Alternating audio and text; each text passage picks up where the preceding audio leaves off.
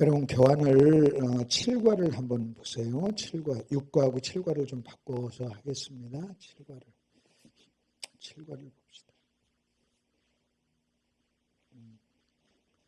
6과 7과가 다 이게 굉장히 중요합니다. 그래서 7과를 먼저 한번 분량이 좀 차이가 있어가지고 좀 그렇게 합니다. 자, 오늘 제목이 누가 육신을 따르는 사람인가 라는 제목입니다. 누가 육신을 따르는 사람인가.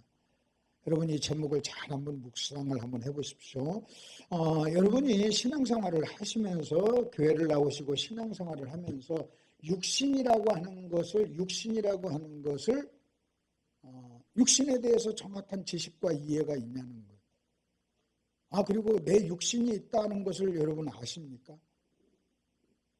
여러분이 누군가가 여러분에게 육신이라고 하는 것이 있습니다. 여러분이 육신의 정체, 육신의 개념, 육신이 하는 일, 육신의 특징, 여러분 이런 것들을요 누군가가 정확하게 여러분에게 가르쳐 주지 않는 한 많은 사람들은요 육신에 대해서 무지해요. 육신에 대해. 그러니까 여러분 신앙생활을 하면서 육신이 있어, 육신이 이런 일을 해, 육신의 특징은 이래 하고 여러분이 배우지 않았다면 여러분은요 속고 있어요. 그리고 상당히 심각해요. 그래서 오늘 이제 그 공부를 좀 할 겁니다. 저도 제 자신을 한번 생각해 봤어요. 저 예수 믿고 구원받고 굉장히 많은 경험을 하고 여러분 정말 저는 예수 믿고 나서 교회 나오자마자 저는요 주님을 영접하고 첫사랑이 너무나 감격해서 6개월 동안을요 그냥 눈물 줄줄줄 흘리며 살았던 사람이에요. 저 구원 받자마자 저는요 차 안에 딱 올라가서 차 안에 계신 승객 여러분 안녕하십니까 하면서 막 전도했던 사람이에요. 제가 전도 많이 할 때는 상당히 수를 전도하고 그랬습니다. 근데도요 제가 제 신앙생활을 이렇게 돌아봤을 때 육신이 있다. 누군가가 저에게 육신이라고 하는 것을 가르쳐 준 적이 없어요. 그리고 육신이 무슨 일을 하는가, 육신의 특징이 뭔가, 여러분 육신에 사로잡히면 어떤 일을 하는가 하는 거에 대해서 지식이 없었어요. 그러면 여러분도 여러분 자신에게 한번 보십시오. 그게 굉장히 중요한 공부입니다. 육신이라는 게 있어. 그리고 육신은 이런 특징을 가지고 있어. 육신은 이래. 여러분 하는 것을 우리가 안다는 것이 굉장히 중요합니다. 여러분 이걸 모르잖아요. 여러분 이걸 몰랐을 때 나타나는 현상이 뭔지 아십니까? 틀림없이 이 육신의 정체를 모르면 나타나는 현상이 뭐냐면 여러분이 누군가가 다른 사람에게 책임을 전가해요. 어떤 일의 책임을 다른 사람에게 전가해요. 그리고요 원망을 해요. 누군가를 비난해요. 다시 말하면 여러분이 육신의 정체를 알고 나에게 육신이 있구나 하는 것을 알게 되면 지금 내가 육신이 나오는구나. 이건 내 육신의 열매구나. 내가 지금 그래서 그것을 육신의 정체를 알게 되면요 자기에게 일어나는 모든 어떤 영적이지 못한 어떤 것들을 자기 육신에서 나오는 열매의 결과라고 생각하기 때문에 책임이 나에게 있다고 생각해요. 근데 여러분 육신의 정체를 모르잖아요. 그러면 여러분 지금 내가 어떻게 그렇게 반응하고 그렇게 나타나는 어떤 결과를 저 사람 때문이라고 생각해요. 그래서 싸워요. 그리고 갈등해요. 누군가를 미워해요. 그 당신 때문이라고 해요. 여러분 예를 들어서 내가 분노를 합니다. 여러분 분노를 해요. 여러분 이 분노는요 내 육신의 열매예요. 분노는 육신의 열매예요. 근데 우리는요 분노하면서 당신이 그래서 내가 분노하지 그래요. 당신이 그래서 내가 분노하지 그러면서 자기의 분노를 책임을 상대방한테서 찾아요. 자기 육신에서 찾지를 않고 상대방한테 찾아요. 상대방에서 찾으면서 자기한테 찾지 않다 보니까요 여러분 책임을 자기 책임이라고 하지 않아요. 그러니까 여러분 회개라고 하는 것은 내가 분노하는 것이 내 책임이야. 내 이 분노는 내 육신에서 나온 열매고 결과야. 여러분 이렇게 생각을 해야 회개를 할 텐데 회개를 안 해요. 여러분 보십시오. 솔직히 여러분이 진실로 여러분의 육신에 대해서 회개한 적이 언제 있었냐면 여러분 이런 거 말고요. 여러분 막 그냥 이렇게 설교 한번 하고 나서 여러분 그냥 통성으로 촤 한번 하신 다음에 아니면 좀 슬픈 찬송 하나 부르면서 그냥 의뢰 그냥 습관적으로 하는 촤 하면서 막 그냥 눈물 흘리는 그런 거 말고요. 실제적으로 구체적으로 나 자신의 어떤 죄, 나 자신의 어떤 육신, 나 자신의 어떤 죄 때문에 여러분이 진짜로 눈물 흘려본 적이 있냐는 거예요. 나는요, 이렇게 해서 막 해서 뭐 끝나고 나서 막 그냥 습관적으로 통성으로 기도하면서 여러분 그렇게 막 회개합니다 하면서 울고 하는 것을, 그것을 여러분 그것이 나쁜 건 아니지만 여러분 회개를 그렇게만 생각한다면 심각한 거예요. 진짜 회개는요, 말씀 듣고 여러분 혼자 가서 땅을 치고 콕 쓰러져 가지고요 흑흑거리면서 여러분 그렇게 해야 그게 진짜 회개예요. 여러분이 회개했다면요, 구체적으로 무슨 죄 때문에 회개하냐는 거예요. 눈물 흘렸어요. 무슨 죄 때문에? 여러분 만일 우리가 찬송하면서 뭐 찬송을 하나, 슬픈 찬송을 하면서 여러분 눈물 흘리는 거, 이것도 필요하지만 그게 아니라 구체적인 어떤 죄 때문에 여러분이 통곡을 하면서, 베드로가 자기 죄가 생각이 나서 여러분 통곡을 하듯이 구체적으로 어떤 죄 때문에 내가 눈물 흘리고 있냐는 거예요. 찬송이 슬퍼서 흘리고 있는가, 아니면 감정 때문에 흘리고 있는가? 여러분 그런 눈물은요, 다른 어떤 조금만 감동스러운 이야기를 듣고 조금만 여러분 드라마를 보면서도 울 수 있는 거예요. 드라마를 보면서도 울 수 있는. 성경은요, 회개를 뭐라고 하는지 아십니까? 깊은 죄에 대한 인식에서, 여러분 남의 죄가 아니에요. 자기 죄에 대한 인식에서. 근데 이게 육신이라고 하는 것을 이해를 못하잖아요. 육신이라는 걸 이해 못하면 틀림없이 육신의 반응이고 육신에서 나온 열매인데 자기에게서 맺힌 열매라고 생각하잖아요. 자, 예를 들어서 봅시다. 여기 내가 있어요. 자, 여기 어떤 상대방 A라고 하는 사람이 있어요. A라고 하는 사람이 나에게 고통을 줬어요. 그 내가 분노가 일어났어요. 겉으로 보면은요, 여러분 이 사람 때문에 내가 분노를 한 거예요. 맞아요. 이 사람이 원인을 제공했어요. 내가 피해자예요. 그래서 우리가 이 사람에게 분노하는 것을 우리는요, 내가 피해자니까, 저 사람이 가해자니까, 저 사람이 저렇게 했으니까 내가 하는 것이 당연하다.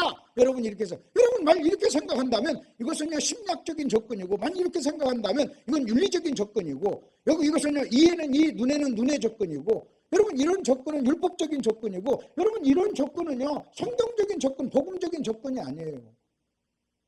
그리고 우리가 하나 아셔야 됩니다. 이 사람이 나한테 잘못을 했어. 원인을 제공했어. 그래서 내가 이 사람한테 막 분풀이를 했다 할지라도요, 성경은요 너에게 원인을 제공하고 너에게 잘못하고 가해자, 네 인생의 가해자를 만나거든 가서 분노해라, 그렇게 말하지 않아요. 뭐라고 얘기는 용서하라고 그래요. 가해자를 만났을 때 하나님의 말씀은 용서하라고 해요. 분노하라가 아니에요. 용서하라예요. 너희가 서로 용서하라, 그 말은요, 내가 만나는 모든 사람이 나에게 가해자가 될 수 있다는 거예요. 서로 용서라는 것은 저 사람이 나에게 가해자가 될 수 있고 나도 저 사람에게 가해자가 될 수 있다는 거예요. 여러분 우리가 성경적으로 정확하게 적용하면 교회에서 혹은 그리스도인 부부가 여러분 싸워야 될 이유가 없어요. 싸워야 될 때 우리는요 서로 용서해야 될 때예요. 싸워야 될 때가 아니라 용서해야 될 때.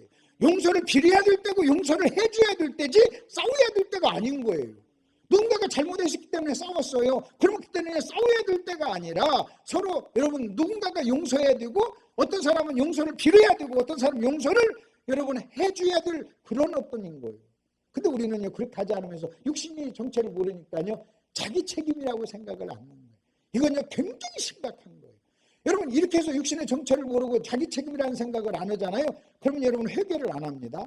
회개를 안 하잖아요. 그러면 여러분 신앙의 영적 성화, 성숙, 주님을 변화는 회개를 통해서만 변화가 일어나요. 그리고 회개는요 죄에 대한 깊은 인식이 있을 때 회개를 하는 거예요. 그리고 그 죄를 죄라고 알려주는 분이 성령이에요. 성령은 죄에 대해서 책망하시는 거예요. 성령이 죄에 대해서 책망하고, 내가 그 성령의 죄에 대한 책망을 받아들이고 그대로 내 죄 때문이라고 인정을 하고 내가 회개할 때 그런 것이 누적이 돼가지고 우리가 주님을 닮는 겁니다. 주님을 닮는. 그러니까 여러분 이겁니다.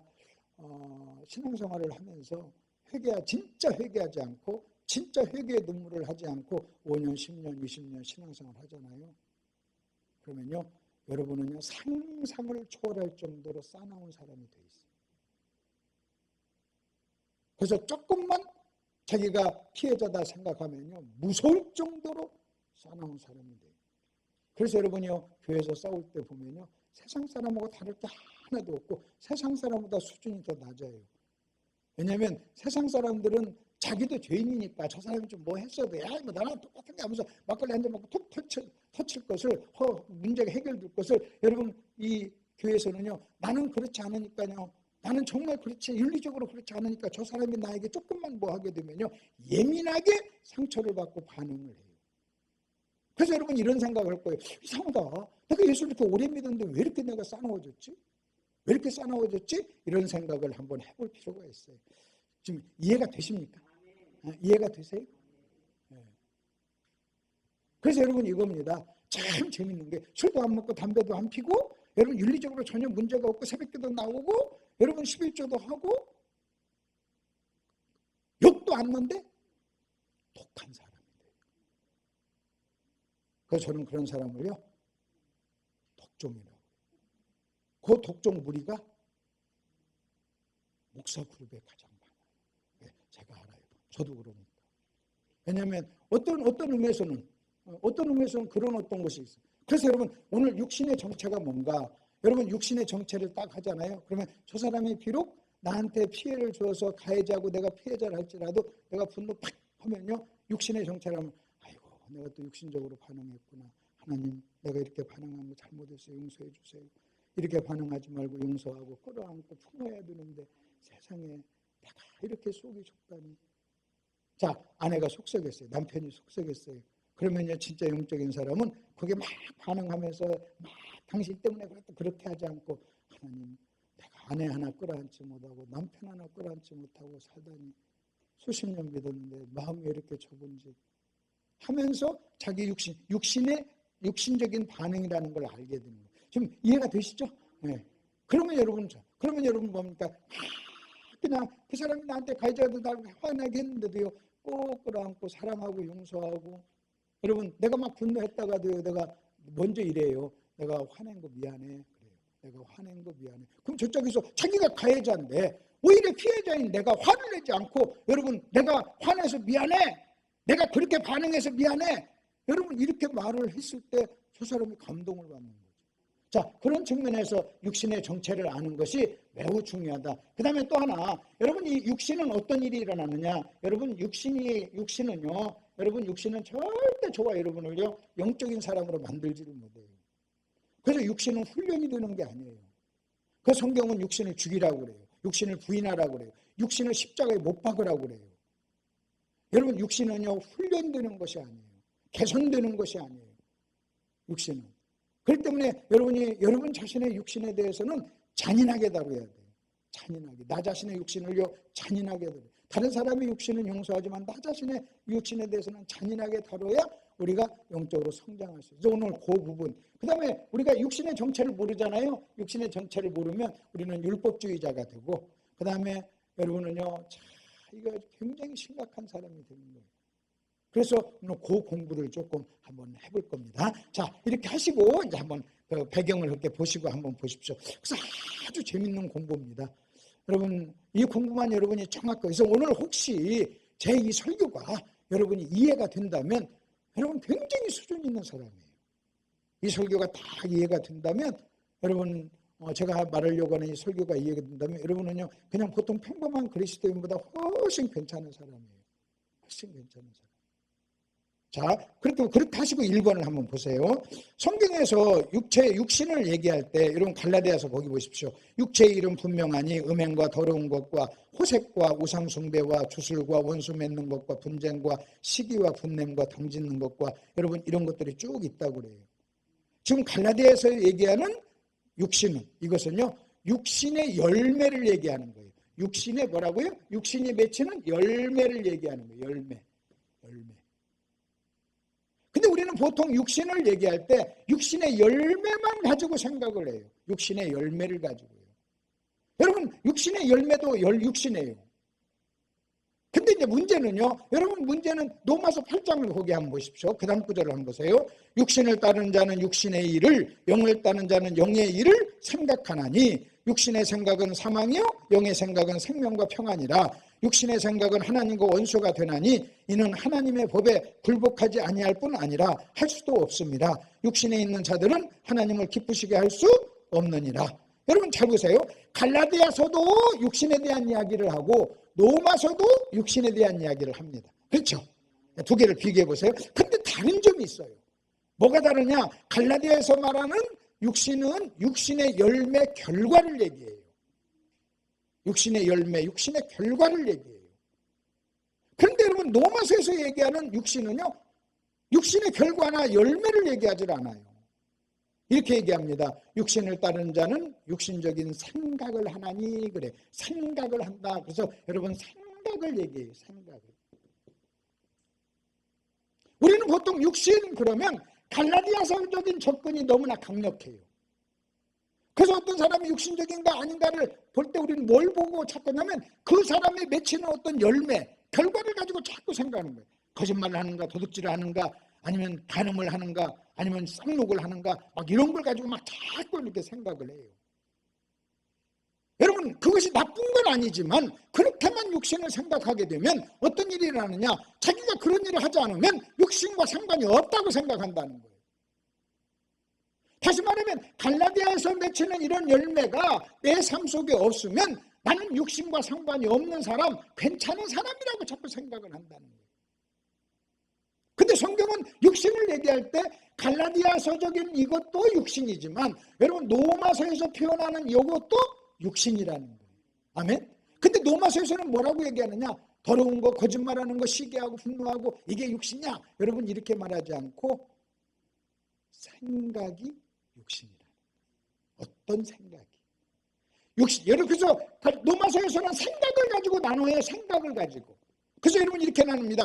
육신을 따는 자는 육신적인 일을, 영적인 따는 사람은 영적인 일을 생각하나니 그랬어요.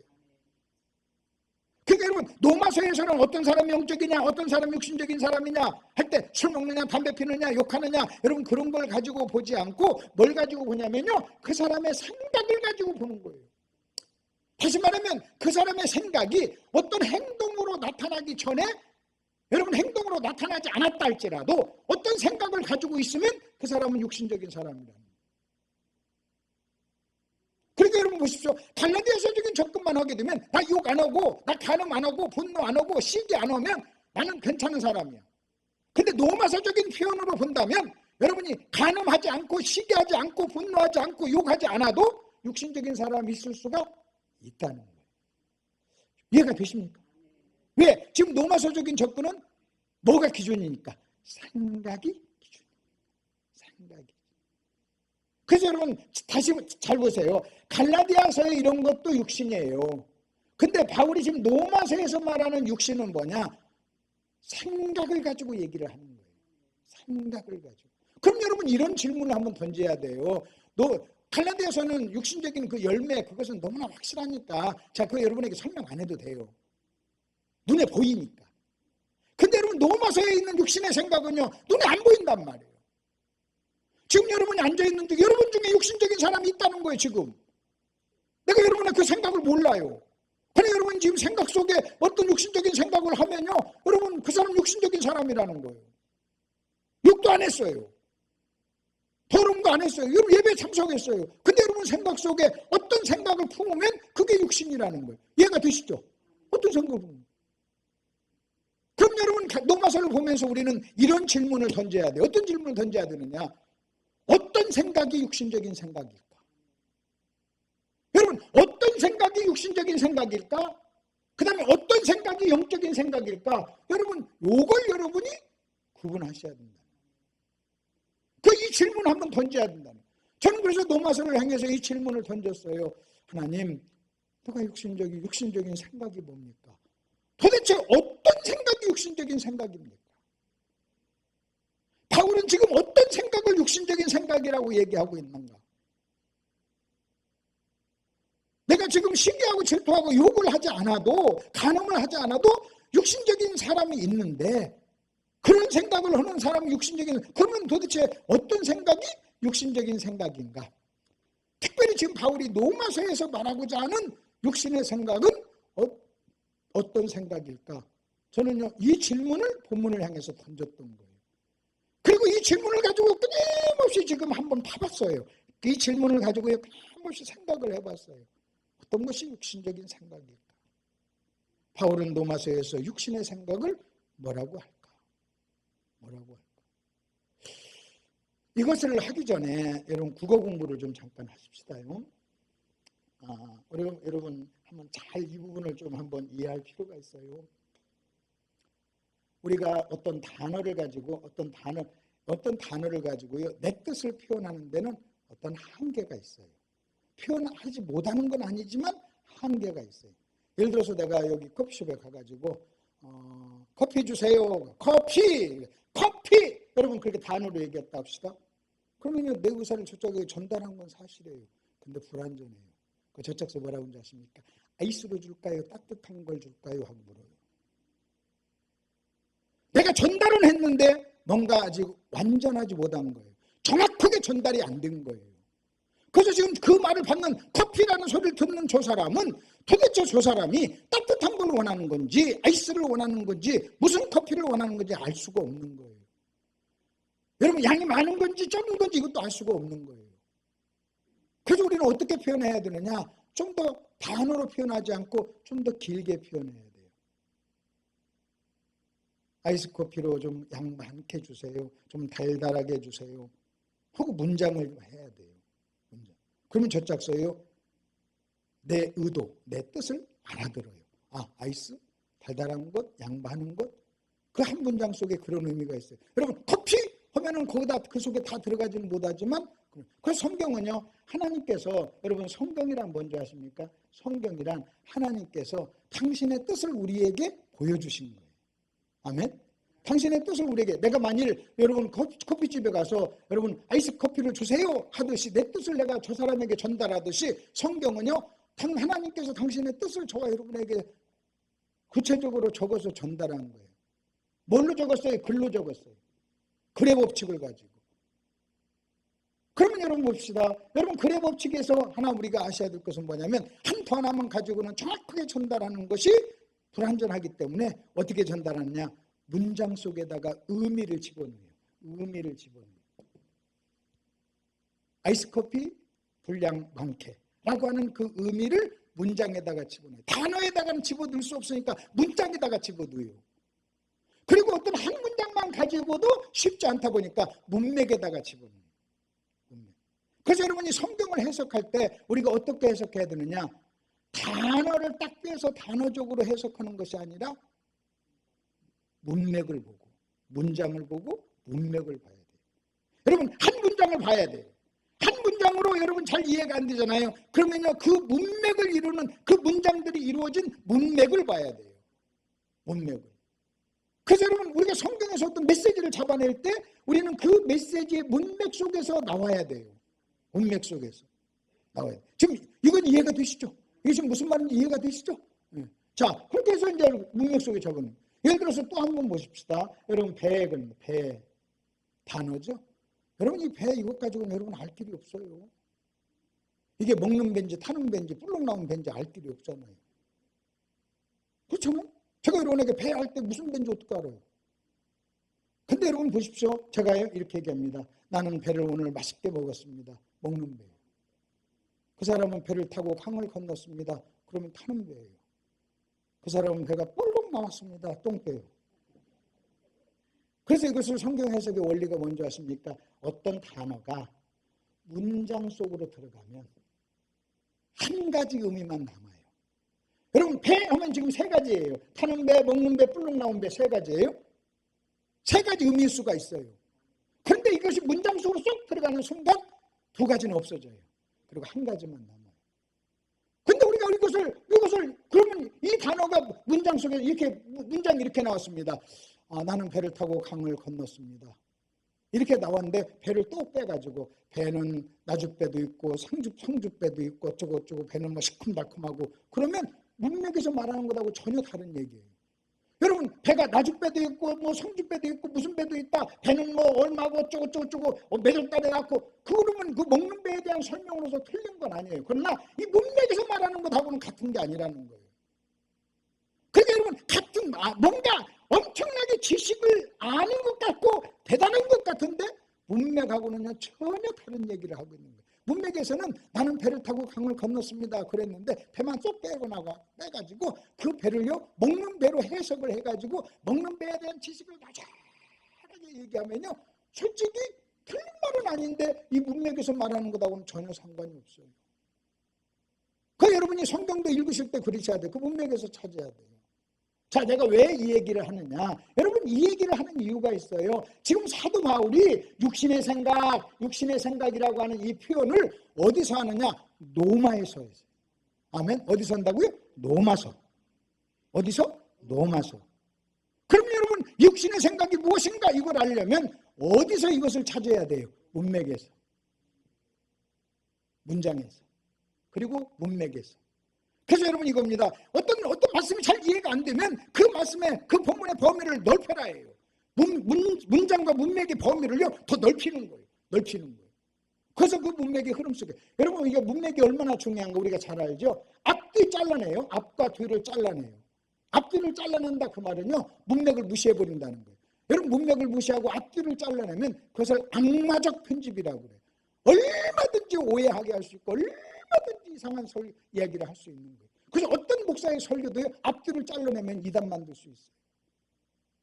제가 예를 들어서 여러분 제가 이렇게 설교하다가 아멘 좀 해요. 왜 아멘들 안 하세요?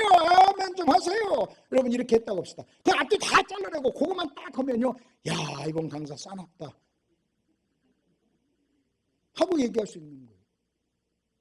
그래서 여러분 이 앞뒤 잘라내는 편집을 악마적 편집이라고 그래요. 악마적 편집. 그러면 여러분 성경도 마찬가지예요. 우리가 그럴 의도는 아니지만 여러분 그래서 무슨 생각을 해야 되냐. 노마서에서 육신의 생각을 했어. 그러면 노마서 8장 5절에 나오는 육신의 생각을 어디서 찾자? 문장에서. 또 어디서 찾자? 문맥에서. 또 어디서 찾자? 노마서 전체에서 한번 찾자. 도대체 사도 바울은 무엇을 육신의 생각이라고 말하고 있냐는 거예요. 그래서 우리는 노마서에서 찾아봐야 된다. 자, 여기까지 기본으로 이해가 되시죠? 제가 오늘 아까 말씀드렸어요. 오늘 말씀 이해가 되면 상당히 수준 있는 사람이라고.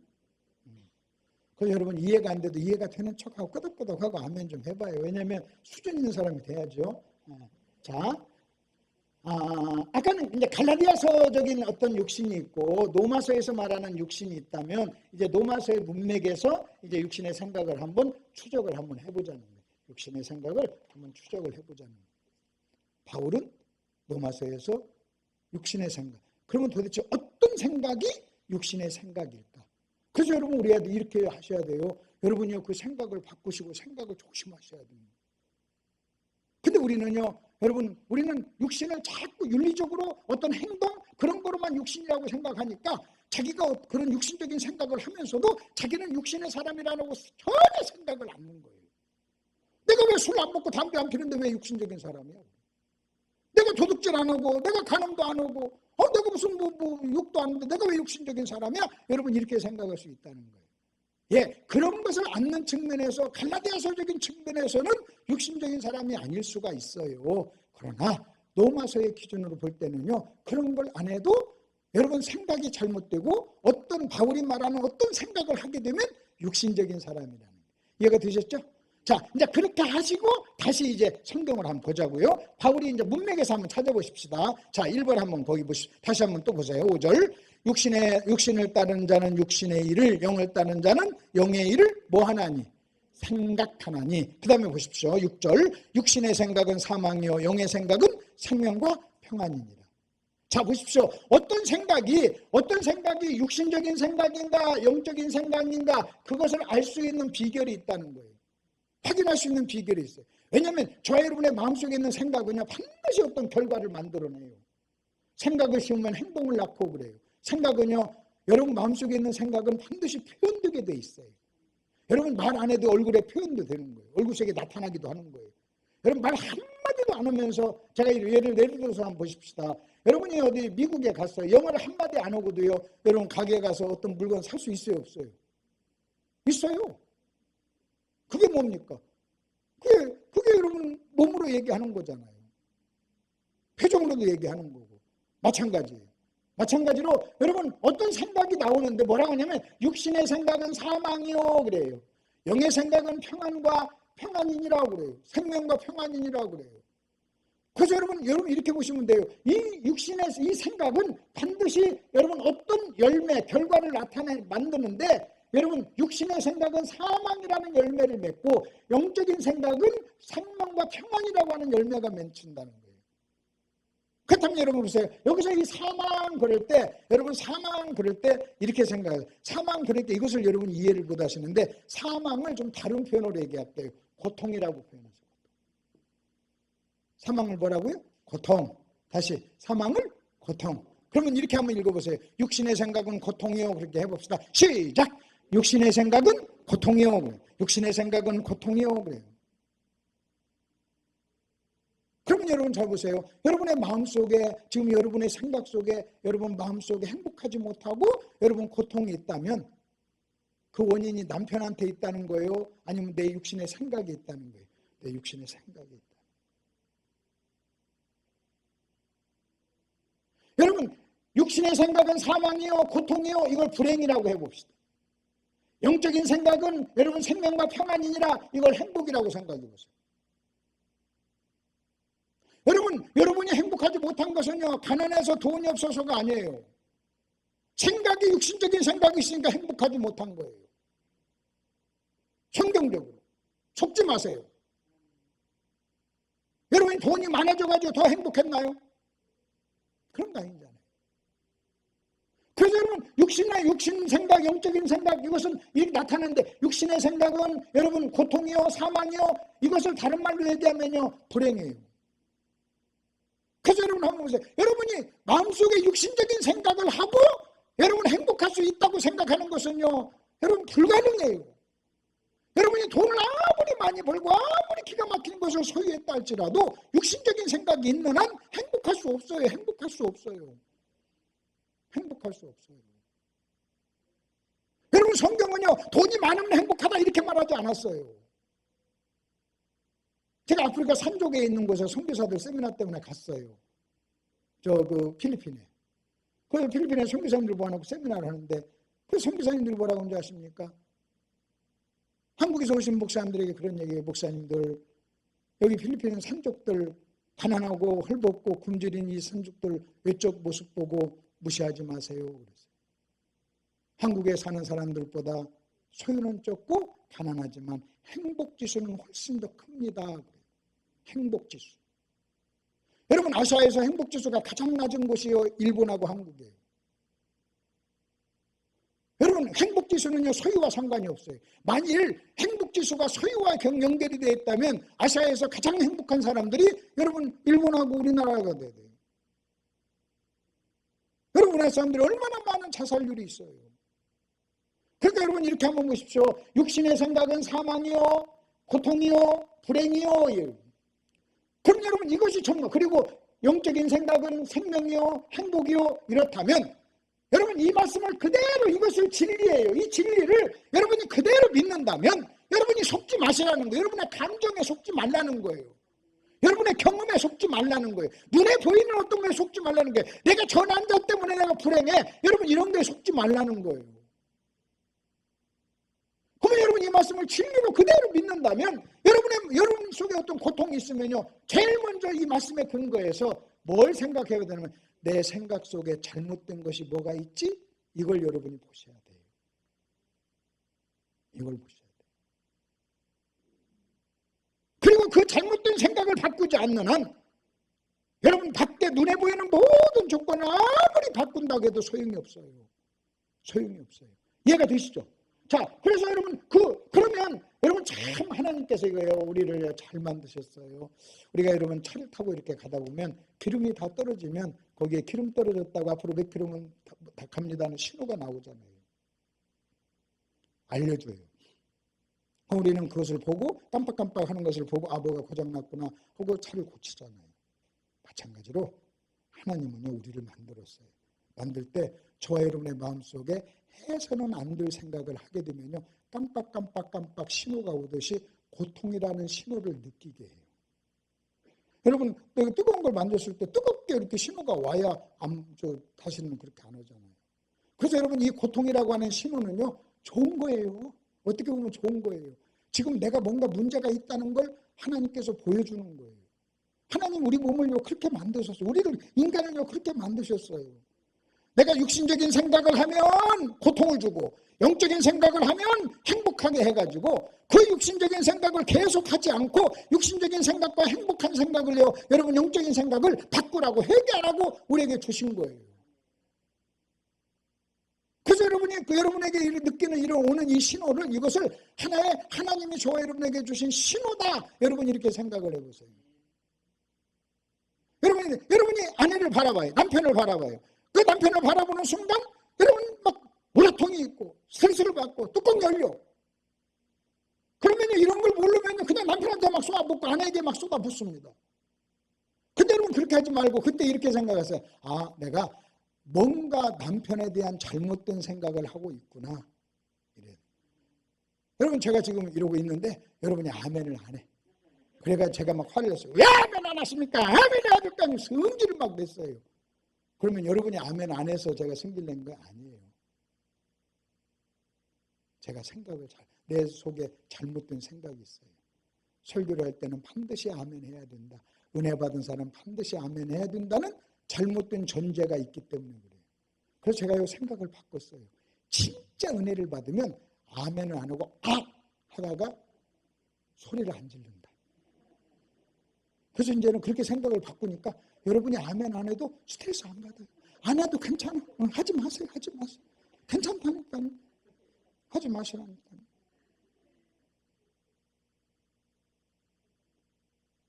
여러분 아멘 안는 여러분이 지금 잘못이 아니에요. 여러분 아멘 안 돼서 은혜 못 받는 거 아니잖아요. 진짜 은혜를 받으면 무슨 아멘 할 틈이 있어요. 여러분 아멘을 유도하는 설교가 있어요. 여러분 믿으십니까? 아멘. 여러분 훌륭하십니다. 아멘. 잘나셨네요. 아멘. 똑똑하시네요. 아멘. 뭐 그러면 아멘 하면 할 거예요. 그런 스타일로 설교를 합니다. 근데 저는요 그런 스타일을 차근차근 설명을 해서 이해하니까 여러분 집중해가지고 드려야 되잖아요. 그 제가 이제 가끔 막 왜 아멘 안 하세요 하고 막 가끔 한 번씩 하는 거죠. 그냥 하는 거예요. 그냥 여러분 긴장 풀라고. 근데요 제 설교 스타일이 그렇게 막 시도 때도 없이 여러분 시도 때도 없이 막 아무 때나 아멘 아멘 하면요 오히려 내 설교를 방해해요. 그래서 제가 여러분이 아멘 안 해도 전혀 스트레스 안 받고 행복해요. 고통이 없어요. 왜? 생각을 바꿨다니까요. 생각을 바꿨다니까. 자 여러분 아내가 저한테 덤볐어요. 어떤 아내가 남편한테 덤볐어요. 그러니까 막 남편이 막 화를 냈어요. 그럼 네가 덤비니까 내가 화를 냈지. 그것은요 그냥 세상적인 인간적인 생각이에요. 근데 여러분 성경적인 생각은 뭔지 아십니까? 내가 그렇게 할 때 내가 막 화가 나잖아요. 그러면 아이고 내가 육신이 작동했구나. 여러분 그렇게 생각. 그리고요 그렇게 하지 않고요. 여러분 그냥 덤비고 화내는 아내를 꼭 끌어안고 어떻게 너는 덤벼도 이쁘냐? 그렇지. 이 세상에 수십억 여자 중에 나한테 덤빌 여자는 너밖에 없지. 네가 안 덤비면 재미가 없지. 괜찮네. 스트레스 받을 것도 없죠. 아니 아내니까 덤빌 수도 있고 아내니까 그렇게 말할 수도 있는 거죠. 어떤 여자가 나한테 그렇게 얘기합니까? 세상에 어떤 여자가 나한테 그렇게 말할 수 있는 여자가 어디 있어요? 하나밖에 없지. 하나밖에 없지. 그러면요 그렇게 하면요 이렇게 얘기하면 당신은 내 아내구나. 스트레스 받을 게 뭐가 있어요? 생각을 바꾸면. 근데 우리는 어떻게 생각해요? 아내는 이래야 된다. 남편은 이래야 된다. 저 사람은 이래야 된다. 여러분 설교를 하면 아멘 해야 된다. 이래야 된다. 저래야 된다. 하고 내 어떤 생각을 딱 걷어서 가지고 있다 보니까요. 그렇게 안 하면 화가 나는 거예요. 화가 나는 거예요. 그러니까 내가 생각을 바꾸면 되는 거예요. 생각. 지금까지는 아멘 안 해도 괜찮다는 생각을 했어요. 근데 지금부터는 생각을 바꿔서 아멘 해야 된다는 생각으로 제가 좀 바꿨습니다. 바꿨다니까요. 알려줬다니까. 여러분 그래서 여러분 이렇게 생각하세요. 여러분의 마음속에 고통이 있으면 여러분 대뜸 이렇게 생각. 내가 고장났구나. 내 속의 기능이 고장났구나. 여러분 자동차 고장날 수 있잖아요. 그래서 정비하잖아요. 고치잖아요. 솔직히 이런 부흥회는요. 여러분 영적인 여러분의 마음, 고장난 여러분의 마음을 고치는 수술하는 시간이에요. 아멘. 회개가 수술하는 거예요. 영적으로 수술하는 거예요. 여러분의 의지와 상관없이 한참 살다 보면 타다 보면요 문제가 생겨요. 근데 우리는요 나이가 먹어서 문제가 생기는 건 당연하게 생겨. 많이 썼더니 생긴다. 그거 고쳐요. 근데 왜 영적으로는 여러분이 완벽하다고 생각합니까? 여러분이 신앙생활하다 보면 여러분 자신도 모르게 마음에 이런 병이 생길 수 있는 거예요. 고장이 날 수 있는 거예요. 그게 고장이 나면 가끔 이런 시간을 가지고요 여러분은 그 수리도 하고 고쳐야 되잖아요. 하나님 말씀 가지고 바로 그걸 뭐라 성경은 책망, 교정 바로 잡는다고 그래요. 바로 잡아야죠. 여러분이 한번 예수 믿고 구원받으면 완벽해가지고 평생 동안 바로 잡을 일이 없습니까? 그 누구도 나를 책망하면 안 돼. 여러분 그렇지 않아요. 그렇지 않아요. 성령님은 하나님 우리가 고장나는 거 알아요.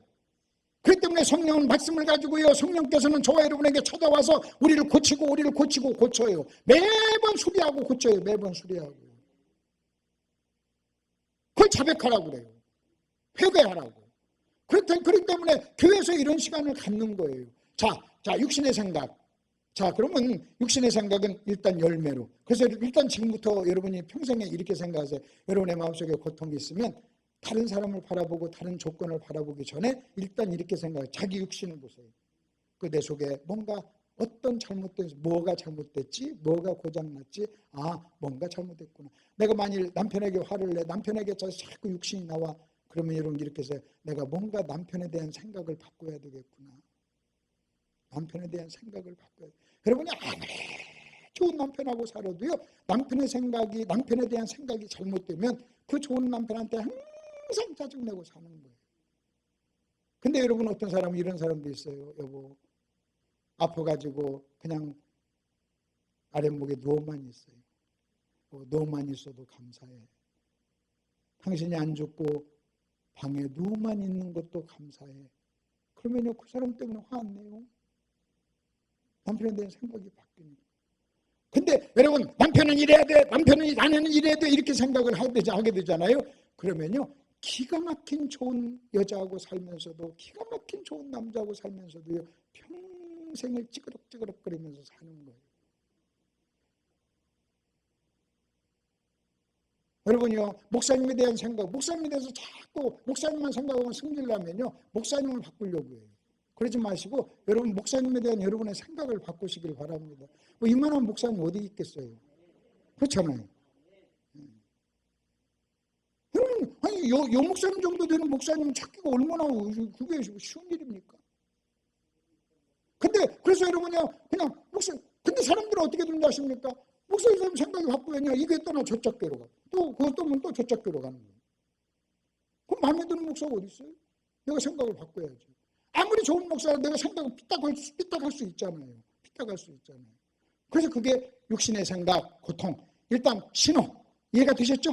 자, 그 다음에 또 한번 보십시오. 육신의 생각 정체가 또 이렇게 나옵니다. 거기 한번 보십시오. 자, 육신의 생각은 하나님과 원수가 되나니 이는 하나님의 법에 굴복하지 아니할 뿐 아니라, 하나님의 법은 말씀입니다. 하나님의 법에 굴복하지 아니할 뿐 아니라 할 수도 없습니다. 육신에 있는 자는 하나님을 기쁘시게 하소서. 자, 하나님의 법에 굴복할 수 없어요. 하나님의 법이 말씀이에요. 그래서 어떤 생각이 육신적인 생각이냐? 여러분의 마음속에 있는 하나님의 생각, 진리와 다른 생각이 육신의 생각이에요.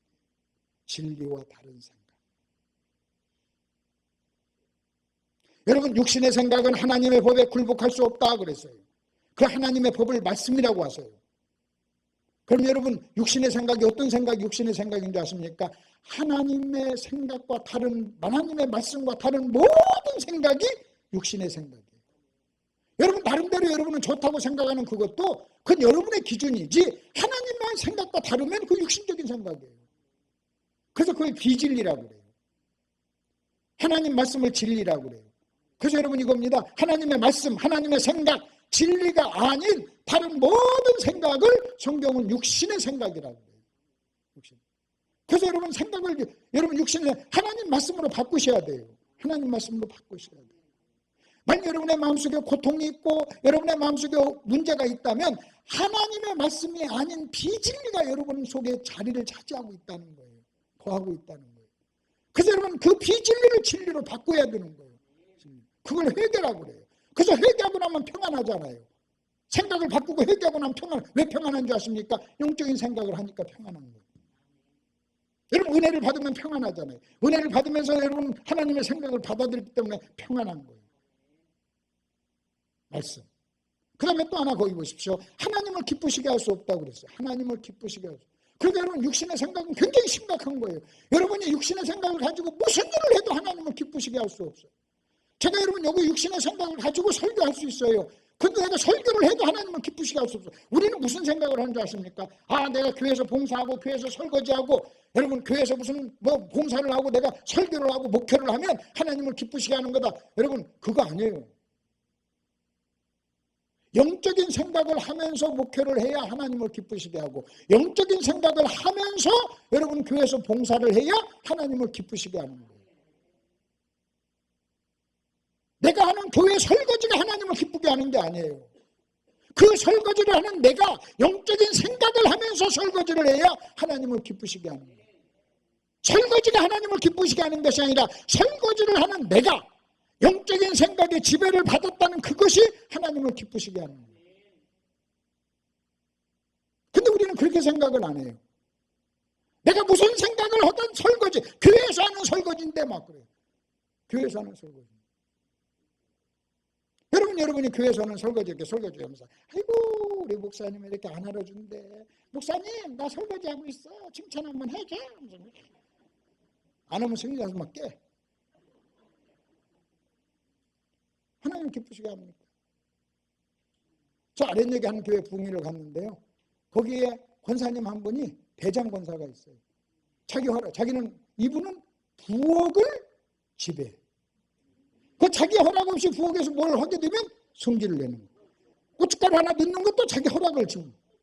막, 그거 안 하면 막 그냥 무슨 부엌 그릇이 왔다 갔다 하면서 싸운대요. 그게 육신이죠. 그래서 자기는 하나님이라 한다고. 하나님을 기쁘시게 한다고 그래요. 여러분 성경에 어디 교회에서 설거지를 하면 하나님을 기쁘시게 하느니라 어디 나와 있어요? 여러분 집에서도 하나님을 기쁘시게 할 수 있어요. 어디서든. 영적인 생각을 하면서 성령의 지배를 받고 말씀의 지배를 받고 하면 그것이 하나님을 기쁘시게 하는 거예요. 그래서 여러분 하나님을 기쁘게 하는 것은요, 내가 하는 일이 기쁘게 하는 게 아니라 그 일을 하는 사람 때문에 하나님을 기쁘시게 하는 사람. 내가 달라져야 되는 거예요. 이해가 되셨죠? 여기까지. 자, 그 다음에 이제 연결해서 보십시다. 여러분 2번을 한번 보십시오. 여러분 기독교와 종교의 차이를 여러분이 한번 잘 보세요. 기독교와 종교. 이것을 하나 배경을 알아야 그다음에 육신에 대한 정체를 우리가 좀 확실하게 알 수 있어요. 기독교와 종교의 결정적인 차이가 있어요. 기독교와 종교. 여러분 기독교 그다음에 종교의 결정적인 차이가 있어요. 여러분 기독교는요. 어떤 사람에게 이렇게 얘기해요. 교회를 나오잖아요. 그러면 그 사람에게 할 수 있는 말이 딱 한마디밖에 없어요. 당신 죄인이요. 저주받았습니다. 예수 믿고 천국 가세요. 이거예요. 당신은 죄인입니다. 그대로 살면 지옥 갑니다. 예수 믿고 구원 받으세요. 요 말을 할 수밖에 없어요. 이 말밖에 없어요. 근데 오자마자 여러분 그렇게 말을 하면 놀래고 충격을 받고 삐지고 교회를 안 나오니까 빠마 잘 나왔네요. 아이고 옷이 참 이쁘네요. 어머머 날씬하네요. 그래요. 그래서 교회가 할 일이 아니에요. 근데 왜 하느냐? 요 말을 하기 위해서 립 서비스로 하는 거예요. 또 그런 말 듣고 자기가 진짜 이쁜 줄 착각하면 안 돼요. 그냥 마음 상하지 않게 하려고 립 서비스로 한다니까요. 잘 나왔네요. 아름다우시네요. 아이고 뭐 전혀 칭찬할 것 없으면 젊었을 때는 참 이쁘셨겠네요. 막 많이 들어봤죠? 네, 많이 들어봤죠? 그게 지금 교회에서 한 말은 아니야. 근데 왜 그 말을 하는 줄 아십니까? 그냥 바로 당신 죄인이요. 저주 천국 가시오. 예수 믿으세요. 이렇게 말하면 놀라고 충격받고 그냥 갈 거니까 그런 말을 하기 전에 정지 작업을 하는 거예요. 마음을 열게. 삐지지 말라고. 여러분 좀 목회하면서 가장 힘든 게 삐지지만 않았으면 좋겠어요. 여러분이 삐지지만 않으면 못할 설교가 어디 있습니까? 여러분 교회에서 신앙생활하다 시험 들었다는 것은 다 너무나 고상한 말이에요. 그냥 삐졌다. 우리는 예수 믿고 삐졌다 그 말을 우리는 시험 들었다 이렇게 유식하게 하고 큰 말로 하는데 아이고. 그러니까 목사가 삐질까 봐서 설교도 제대로 못해요. 근데 이런 강사는 할 수 있어요. 왜냐하면 하고 가니까. 근데 목사님은 하고 가지 않고 계속 해야 되니까 목사님 못하지. 그래서 목사님 저를 부른 것은 뭐냐. 그런 얘기 좀 해주세요 해서 저를 부른 거예요. 근데 또 사람들은요. 성도들은 그것도 모르고 강사가 와가지고 자기 달콤한 얘기 해줄 줄 알아요. 그런 달콤한 얘기는 담임 목사가 훨씬 더 잘하지. 여러분이 저한테 달콤함을 들어서 뭐 할 거예요? 여러분이 제가 와서 달콤한 말 하면 여러분 마음만 뺏어가는 도둑이에요. 그냥 정직하게 푹푹푹 찔러놓고 가야지. 맞아요, 안 맞아요? 저는요, 강사가 와서 달달달달하게 얘기하는 것은요, 아이고, 좀 심하게 얘기하고 싶은데 그만해야지. 그래서 이래요. 강사한테, 부흥강사한테 시험 들었다 그래요. 자기만 손해지. 뭘 틀린 말해서 시험 들어요? 담임 목사님이 시험 들까봐 삐질까 봐서 못하는 말을 강사는요. 그래서 보통 강사의 특징이, 부흥강사의 특징이 약간 싸납고 독하고 안 좋은 사람들이 부흥강사를 하는 거예요. 나는 착한 부흥강사를 본 적이 없어요. 여러분 주변에 착한 부흥강사 있으면 얘기해봐요. 착한 강사는 다, 착한 목사는요, 다 담임 목회예요. 담임 목회 못하니까 강사하는 거죠. 피 목사는 어떻게 목회도 잘하시고 부흥도 잘하시고. 저 목회 못하니까 강사로 온 거예요.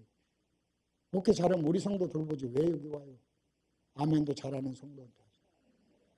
자, 일단 교회 오면 뭐라고요? 당신 뭐요? 죄인이요. 뭘 받고? 구원 받고 천국 가시오. 이 말을 하는. 그러면 당신은 마음속에 성령님을 모시게 돼요. 뭐예요? 성령님을. 그러면 그 성령님은 당신에게 능력을 줘요. 그래서 어떤 일을 하느냐? 착한 일을 하게 하고 착한 사람이 되게 해요. 이게 기독교예요. 여러분 기독교는 뭐라고요?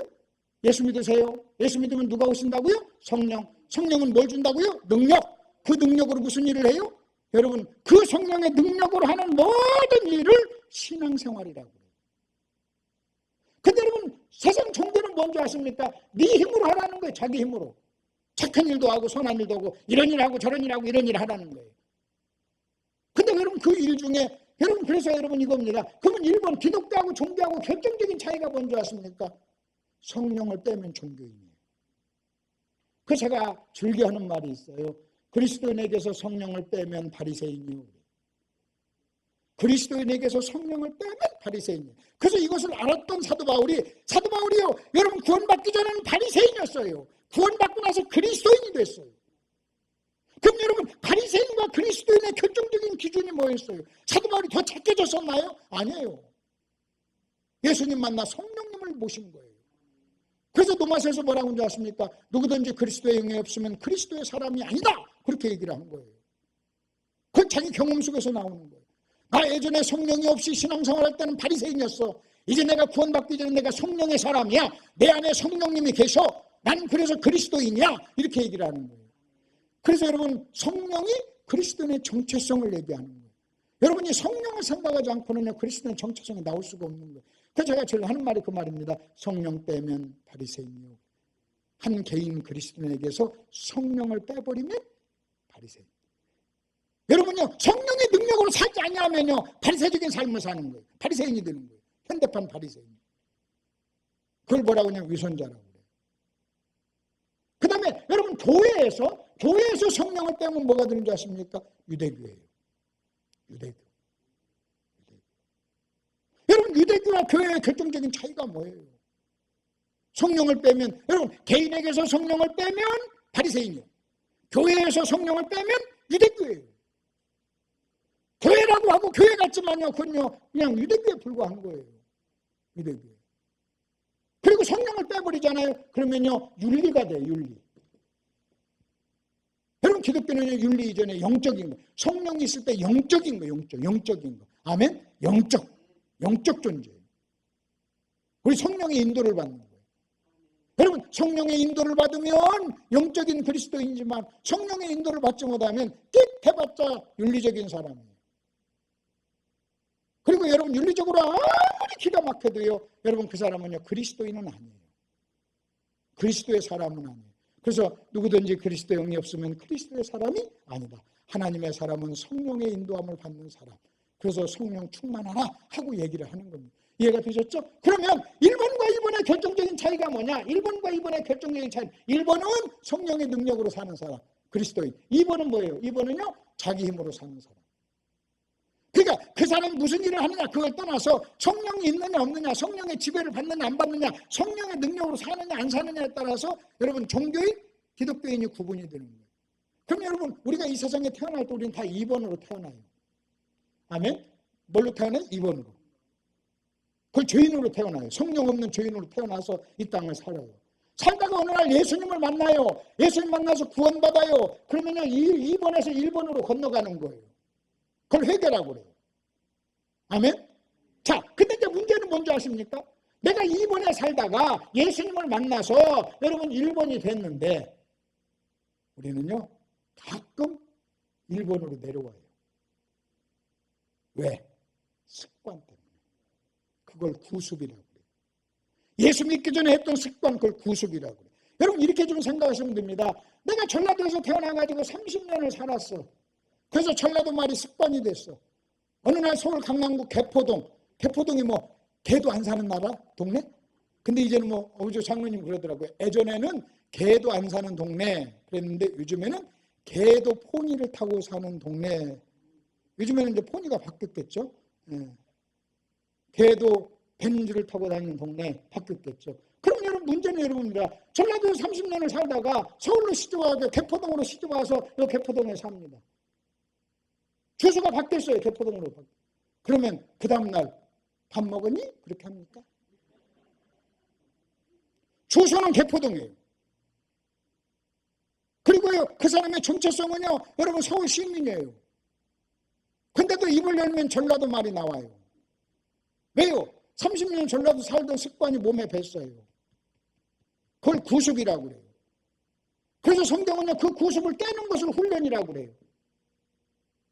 배운. 그러면 여러분 보십시오. 우리는 그렇기 때문에 우리가 2번에서 1번으로 구원 받았어도요 우리는요 1번으로 올라갔다 내려갔다 올라갔다 내려갔다 올라갔다 내려갔다 이렇게 왔다 갔다 한다는 거예요. 이건 상태니까. 올라갔다. 여러분 신분하고 상태를 여러분 구분하셔야 됩니다. 여러분 그 사람이 여러분 자 전라도에서 살다가 전라도 광주에 살다가 서울 개포동으로 이사를 왔어요. 주민등록증을 바꿨어요. 서울 시민이 된 거예요. 개포동에 살면서 여러분 전라도 말한다고 전라도 주민등록증이 전라도 사람이 된 거 아니에요. 여전히 신분은 서울 시민이에요. 그러나 상태는 전라도 사람. 그걸 상태라고 그래요. 신분과 상태. 그래서 마귀는요 저와 여러분의 상태를 가지고 신분을 흔드는 거예요. 아이고 너는 아직도 전라도 말을 하니까 서울 사람 아니네? 그래요. 그때 여러분 그래야 돼요. 야 내가 말은 전라도 사투를 해도 신분은 서울 시민이다. 봐라. 주민등록증 봐라. 다 내밀어야 돼요.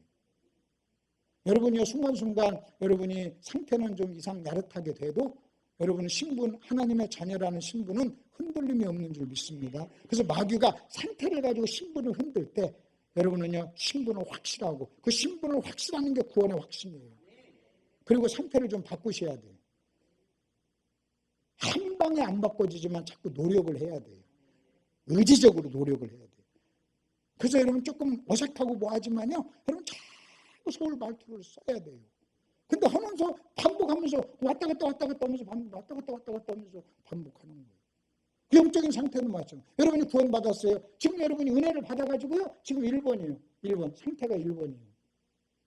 근데 내가 알려드릴까요? 여러분 1번이죠? 내가요 딱 30초면 여러분을 2번으로 내려오게 할 수 있어요. 30초도 안 걸려요. 만약 어떤 권사님이 지금 막 은혜 받고 할렐루야 감사하고 막 1번이야. 근데 내가 30초도 안 걸리고 이쪽으로 확 내려오게 할 수 있다니까요. 못생기셨네요?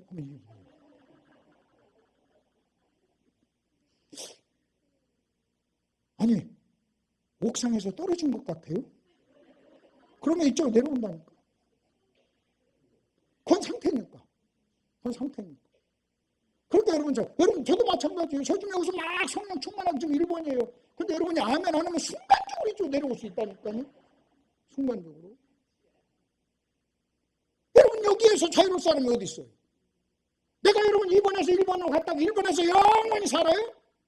여러분 1번에서 영원히 한 번만 가면 영원히 살아요. 그건 해병단에 한 번 해병은 영원한 해병. 그건 해병단에 있는 거예요. 그래서 성경은 어떻게 하는지 아십니까? 회개하라, 용서하라, 회개하라, 훈련하라, 다시 회개하라. 그 평생을 우리는 자백하고 회개하고 자백하고 올라갔다 내려갔다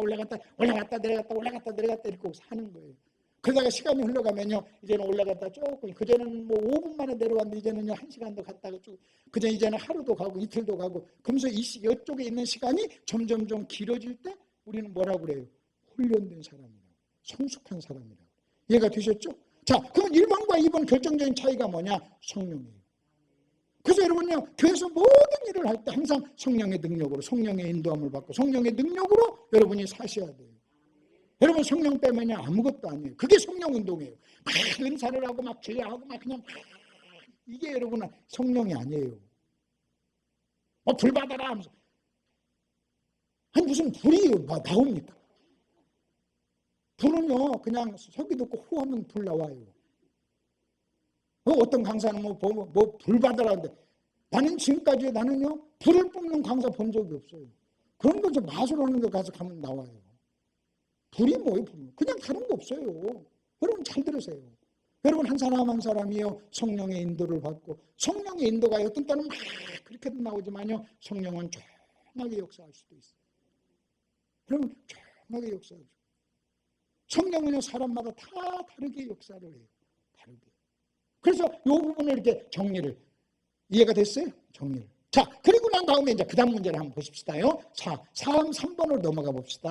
3번은 넘어가서 여러분 우리가 복음적인 사람이 되기 위해서는 반드시 무엇을 여러분이 아셔야 되냐면 복음의 특징이 뭔지 아십니까? 복음은요 우리 주님께서 죽으시고 사흘 만에 부활했다.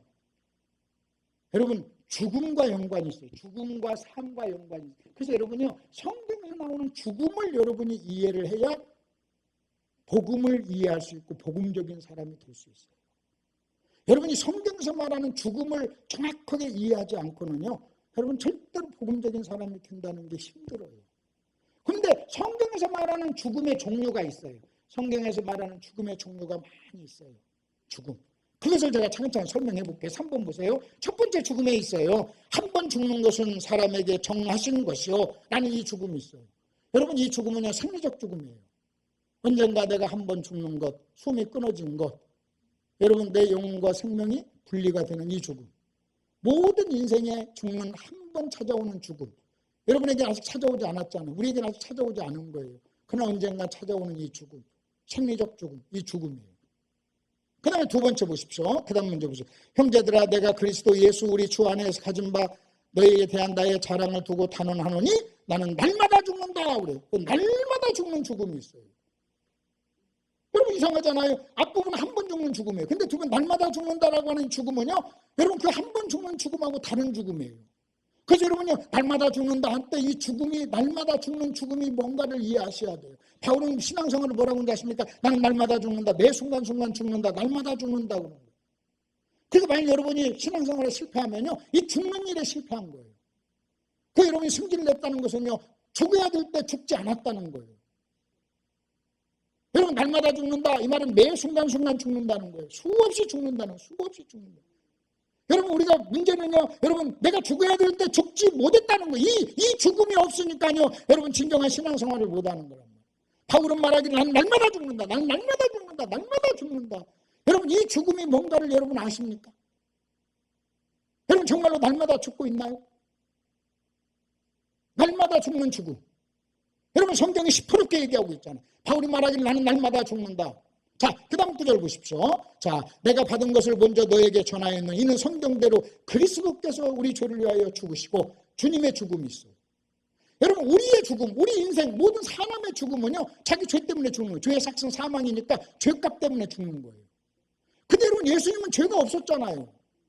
그러니까 예수님의 죽음은요 우리의 죽음과 같은 죽음이 아니에요. 겉으로 나타난 모습은 여러분 같은 죽음처럼 보이지만 예수님의 죽음은 우리의 죽음과 달라요. 우리의 죽음은 여러분 죄 때문에 찾아온 거지만 예수님은 죄가 없는데도 여러분 죽었다는 거예요. 여러분 죄가 없으면요 죽으면 안 돼요. 죽음은 죄 때문에 찾아온 거예요. 죄의 싹슨 사망이니까. 그러면 왜 예수님이 죽었어요? 그래서 그거 나오는 게요 우리 죄 때문에 죽었다는 거예요. 예수님은요 당신 죄 때문에는 당신은 죄가 아니니까 죽을 리가 없는데 그래서 예수님의 죽음을 여러분이 이해하셔야 돼요. 그게 복음의 기초예요. 예수님은 죄가 없는데 죽었어. 왜? 내 죄 때문에. 그 예수님의 죽음은 내 죄 때문에 죽은 거야. 내 죄 때문에 죽은 거야. 내가 예수를 죽인 거야. 내가 이렇게 나와야 되는 거예요. 자, 그 다음에 보십시오. 그 다음에 이번에는 로마서 6장 2절 보십시오. 6장 2절. 그럴 수 없느니라 죄에 대하여 죽은 우리가 그 죄에 대해서 죽었다는 말이 나와요. 그럼 여러분 죄에 대해서 죽었다는 말이 무슨 말이에요? 이것도 여러분 이해해야 기독교를 이해하는 거예요. 죄에 대해서 죽었다. 오늘 저녁에 좀 설명할 겁니다. 죽음의 종류가 이렇게 많다는 것을 여러분 이해를 하셔야 돼요. 한 번 죽는 죽음, 날마다 죽는 죽음, 예수님의 죽음, 그 다음에 죄에 대한 죽음. 이렇게 얘기합니다. 여러분, 죄에 대해서 죽은 우리가 죄에 거할 수 있겠느냐. 그래서 여러분이요, 죄에 대해서 죽었다는 것을 모른다면 여러분은요, 신앙생활을 승리할 수 없어요. 그래서 죄에 대한 죽음을 이해해야 돼요. 그 다음에 또 한번 봅시다. 그 다음에 또 뭐라고 하냐면 로마서 7장 4절 보세요. 그러므로 형제들아 너희도 그리스도 예수의 몸으로 말미암아 율법에 대해 죽었다. 율법에 대해서 죽었다. 이 지금 바울이 복음을 설명하면서 율법에 대한 죽음을, 여러분 누가 여러분에게 여러분 우리는 율법에 대해서 죽은 사람입니다 그렇게 말을 하면 여러분 그 말의 의미를 아시나요? 그리고 의미를 알고 그 말을 내 삶 속에 여러분 적용하고 있나요?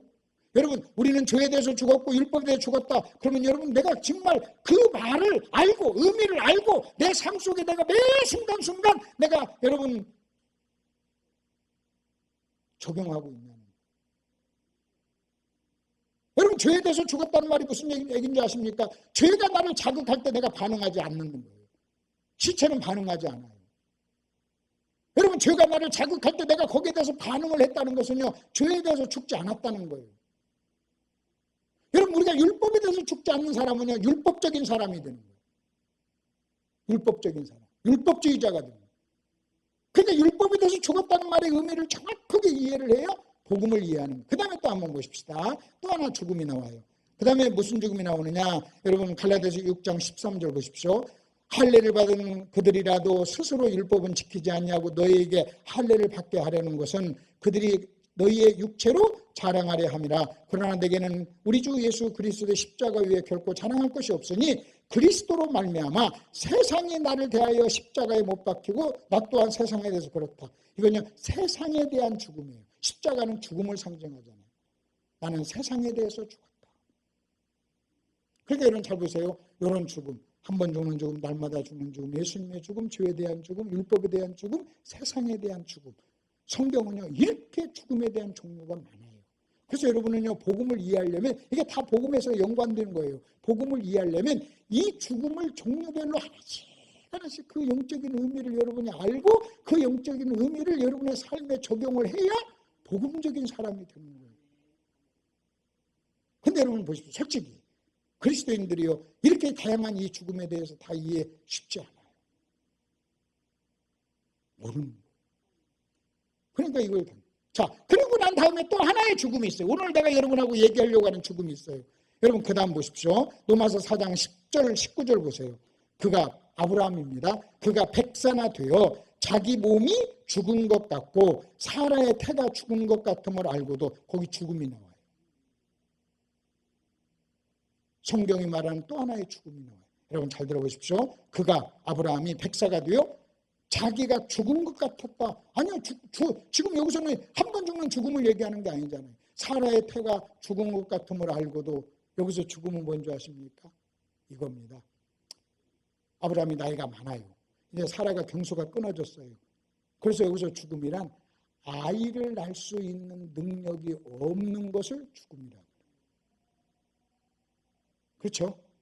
나는 나이가 많아. 내 아내는 늙었어. 그래서 이제는 내가 생리적으로 아이를 낳을 수 있는 능력이 나에게 없어. 이건 죽은 거예요. 그래서 여기서 지금 로마서 4장에서 말하는 바울이 말하는 이 죽음은 뭔지 아십니까? 이것을 뭐냐면 아이를 낳는 능력인데 이건 능력에 대한 죽음이에요. 능력. 아이를 낳을 수 있는 능력이 나에게 없다. 이것을 표현하기 위해서 죽음 이렇게 얘기를 하는 거예요. 얘가 드셨죠? 죽음 이렇게 얘기하는 거예요. 그래서 여러분 이 죽음도 그래서 우리는 위해야 돼요. 아 나는 능력이 없어. 나는 주님의 능력으로 살아. 그러면 여러분 내가 죽었다. 능력이 돼서 내가 죽었다는 거예요.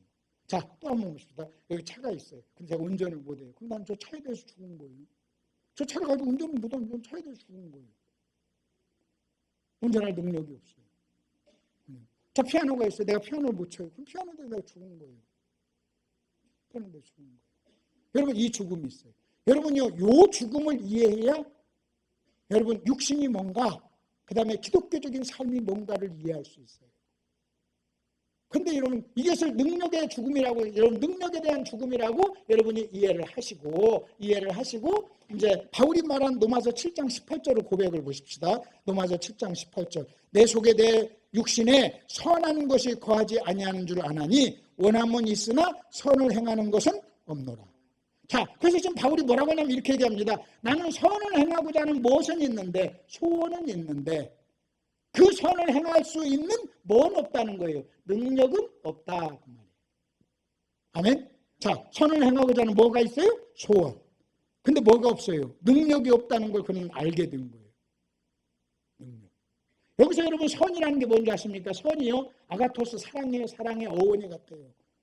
다시 말하면 여러분 이거 쉽게 얘기하면 여러분 이겁니다. 나는 내 마음속에는 누군가를 사랑해야 된다는 마음은 있는데, 소원은 있는데, 내가 남편을 사랑하고 싶어, 아내를 사랑하고 싶어, 내가 다른 사람 원수를 사랑하고 싶은 소원은 있는데 나에게는 사랑하는 능력은 없어. 여러분 이 말이에요. 자, 이해가 되세요?